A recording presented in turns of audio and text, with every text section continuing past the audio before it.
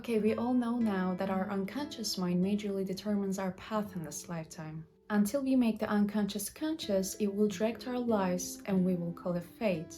Our actions are based on what's in our unconscious mind. Mostly we don't pay much attention to it or don't notice it, but it creeps into our minds and shows itself behind every action we take. Our unconscious mind is more powerful than our conscious mind. It controls 95% of our daily activities, so that means we do less than 5% consciously. Our unconscious mind stores information that we've collected from our surroundings since birth and places that information in every small room of our brain. Always absorbing everything everywhere all the time. Well done, George. So in other words, we function as a sponge.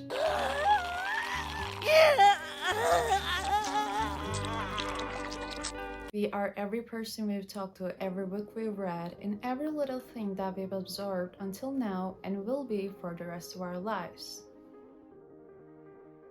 Every little detail had its place in our subconscious minds, and then those things went down to our unconscious minds, and it touched our lives by directing the actions we take without us knowing it.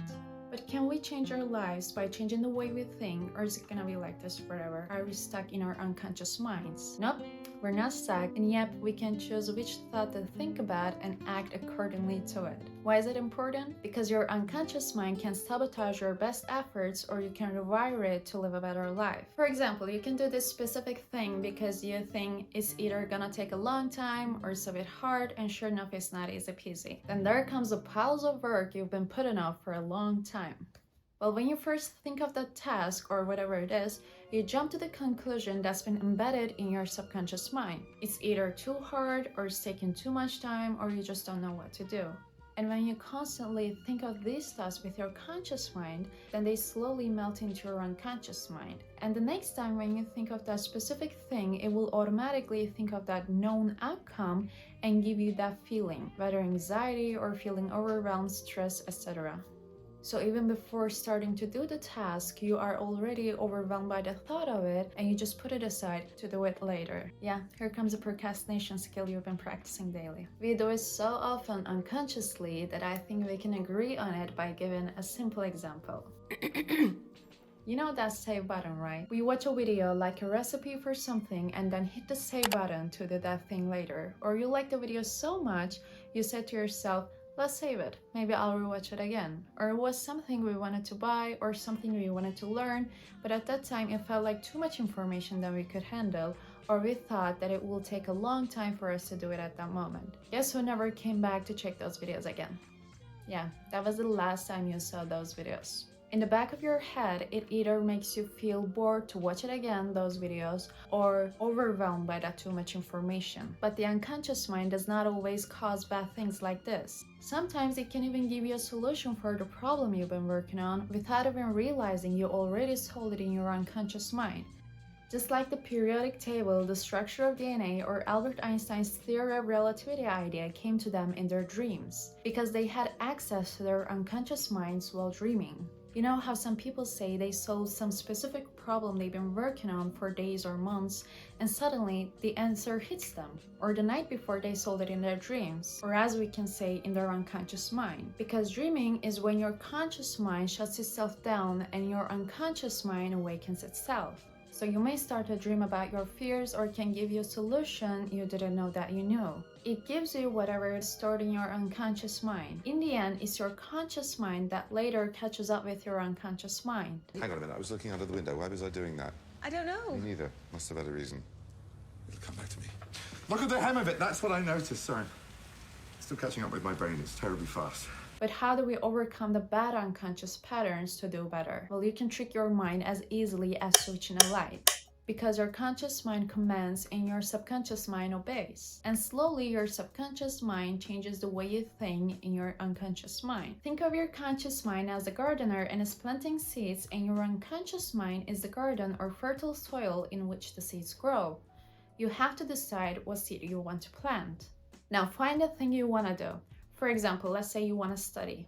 If you've been thinking as if studying is overwhelming because you're not smart enough to understand it, as a result of it, the next time when you think about studying, you will feel overwhelmed. Because in the background, your mind keeps saying that I'm not smart enough sentence over and over again. But if you can repeat those words, then when you say, okay, I can handle this, it's so easy and it makes me happy, then it will keep repeating those words. And the outcome, feeling happy, is the key. Because if you feel happy or excited while doing the task, your unconscious mind will get more focused on it.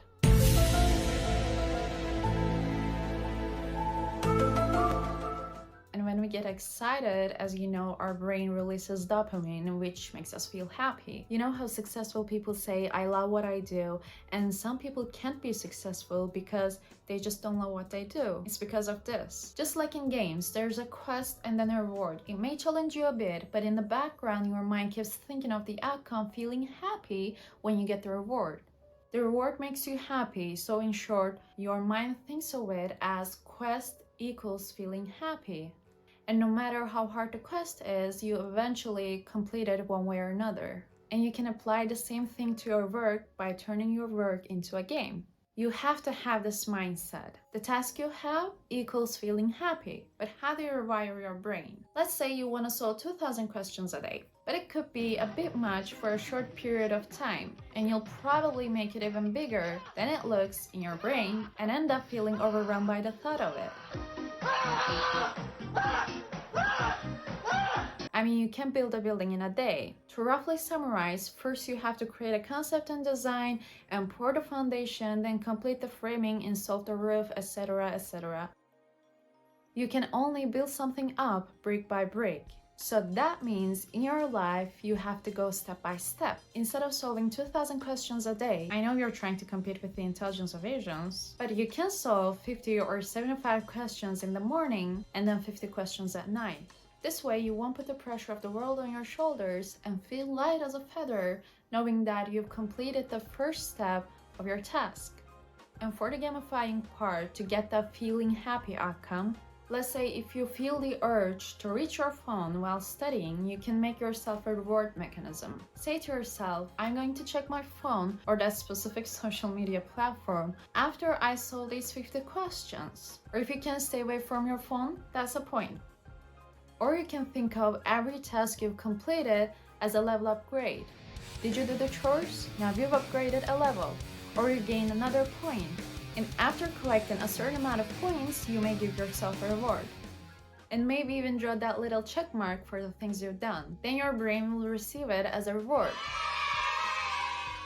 I earlier mentioned that feeling happier or excited while doing the task makes your unconscious mind get more focused on the thing you're working on. To get that emotional context as the outcome, you may have reasons for the task you're doing. If you don't have any reason, then reconsider what you're doing. If you already love what you do and in the end it brings you happiness, then you're already in control of your unconscious mind. You are already able to do or finish it with love and get the result you want. So this video is not for you. But if there are a lot of reasons for the work you're doing, it may cause a winding path and lead your unconscious mind to not recognize that happy outcome. Then how do you turn this into this? It's so simple. Once you get yourself a list that shows you this, understand your place in this situation, find your motivation, what makes you happy. If you want to get rich or famous or successful or something else that'll make you happy, link those things with your task's outcome feeling happy. Identify those things with happiness until they become one. Like if you do this task, it will lead you to success, which is your dream that makes you happy. If you keep thinking about it this way, then the next time when you think about your task, your unconscious mind will remind you to be happy because it will be your key to success. Condition yourself to the outcome, just like Pavlov's dog experiment. What is your motivator? Is it money? If money makes you happy, then think of your task as a way to your motivator, and you will only get that feeling happy outcome through your task. So combine the two, your motivator and the task, and condition yourself to feeling happy. After a while, when you think of your task, it will make you happy, because you can only get the thing you want by doing the task. So it's now task equals feeling happy. You can do this trick just by thinking of it, maybe like 5 times or 10 times a day until it feels like it. You can also visualize it or condition yourself to it while doing your task to associate your motivator with progress.